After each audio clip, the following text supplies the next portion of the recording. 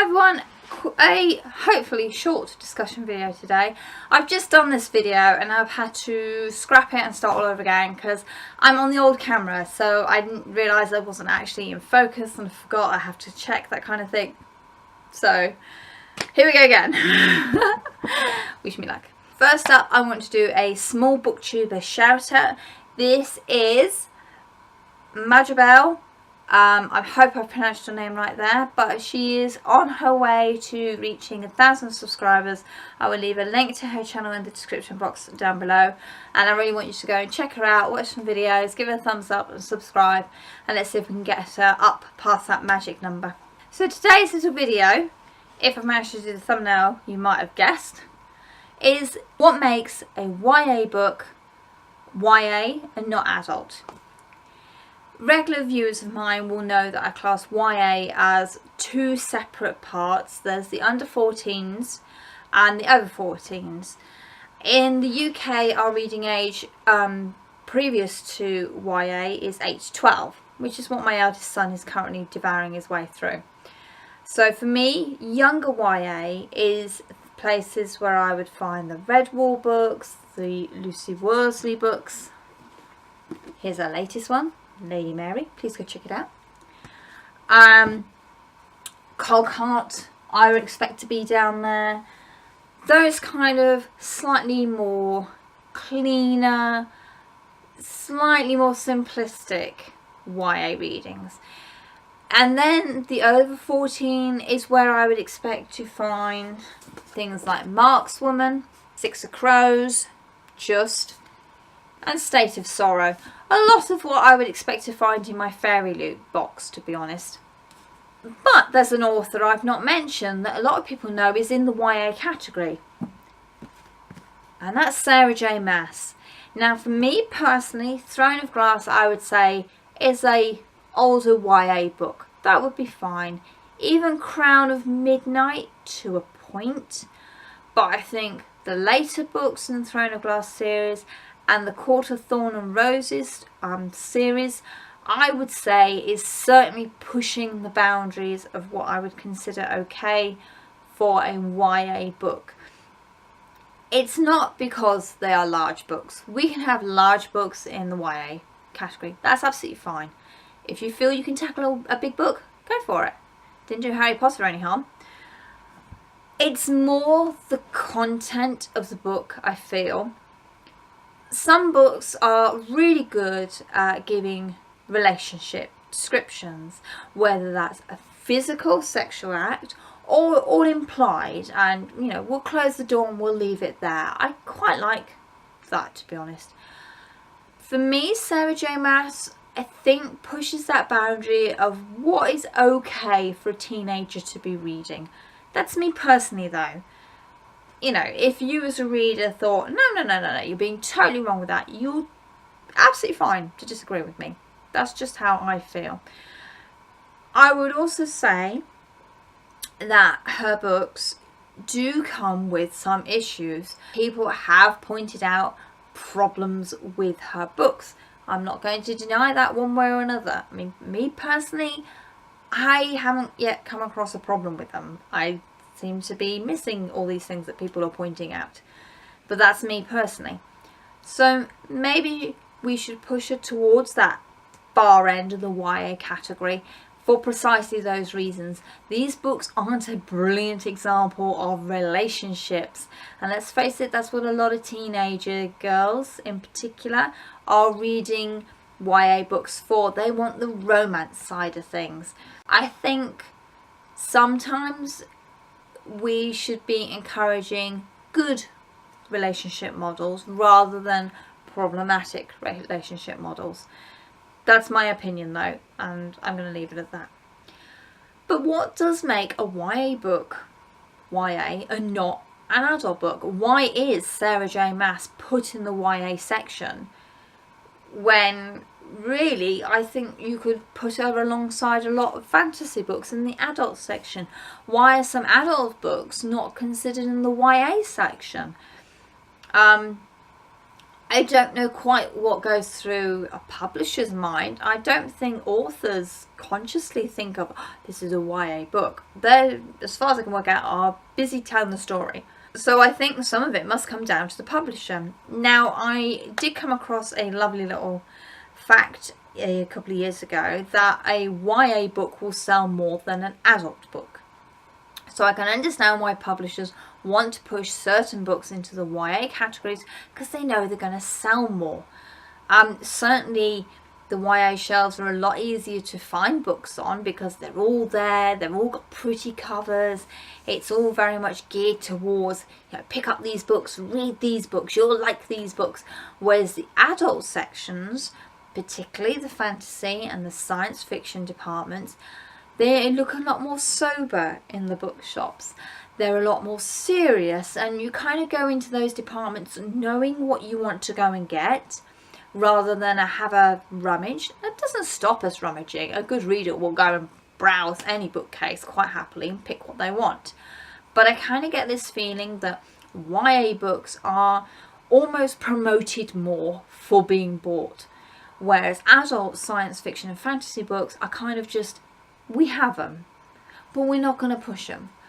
So I think for me that's part of a sign of a good bookshop, is they promote all the genres. They're all being sung about.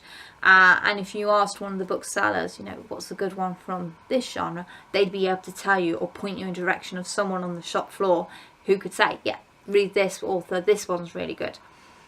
So I think some of it is down to money, if not a lot of it.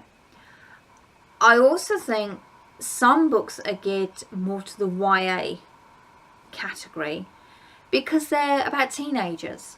Most YA contemporaries are about teenagers, and you're supposed to kind of read just above your age group. Certainly that's what I was told growing up. If you're 8, you should be aiming for the 10-year-old lead character.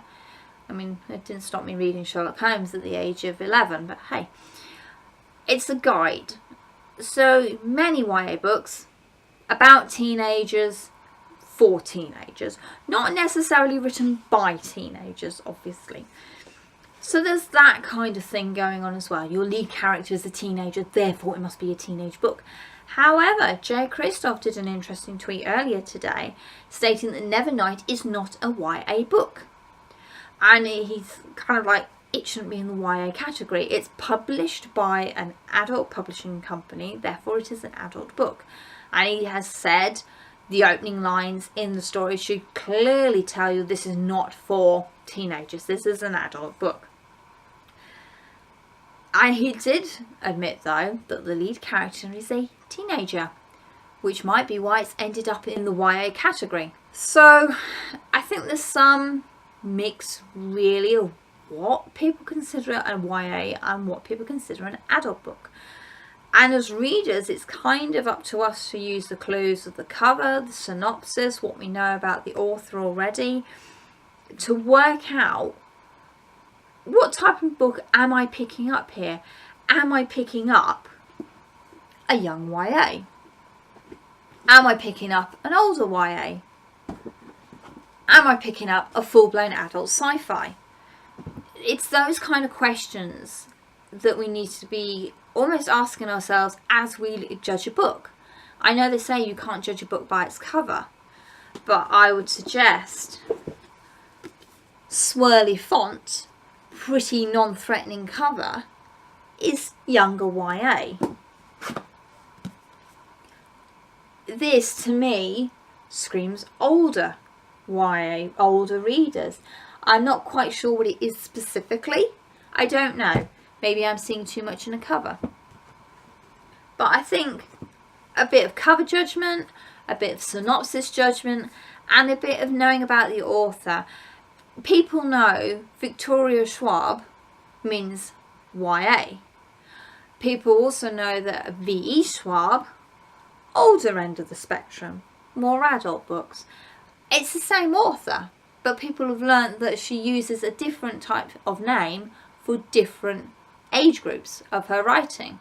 J. Christoph, however, you kind of have to discern, is it one of his YA books? Is it an adult book? Finding that balance between where his styles meet.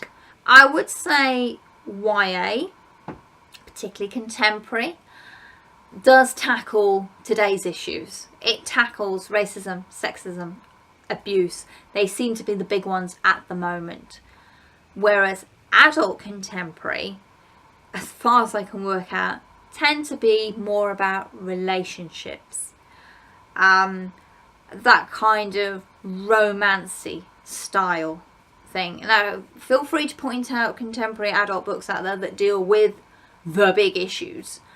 I don't really browse the contemporary shelves, so I'm not completely up on it. So I will be totally honest and say I could be completely wrong here, and I'd be happy with that. But for me, I have noticed a lot of YA contemporary deals with the big issues that are going on now through the teenager's eyes.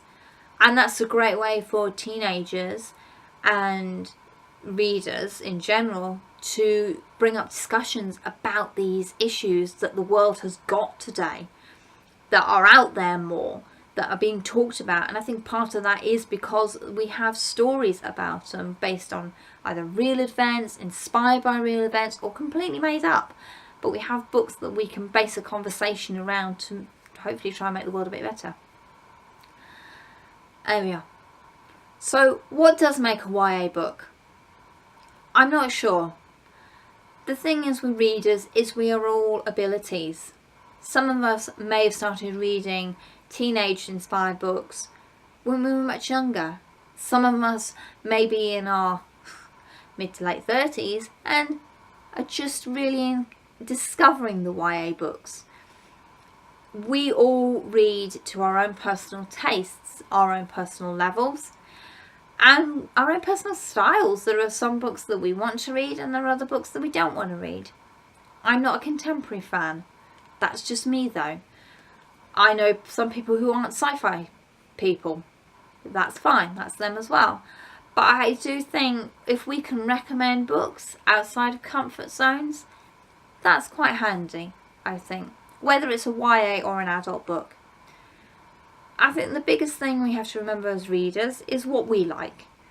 And as I keep saying, if you don't like a book, don't feel you have to slog through it just because someone recommended it to you. If you're not enjoying, feel free to stop. Feel free to DNF it. It's okay. There's no shame in that whatsoever.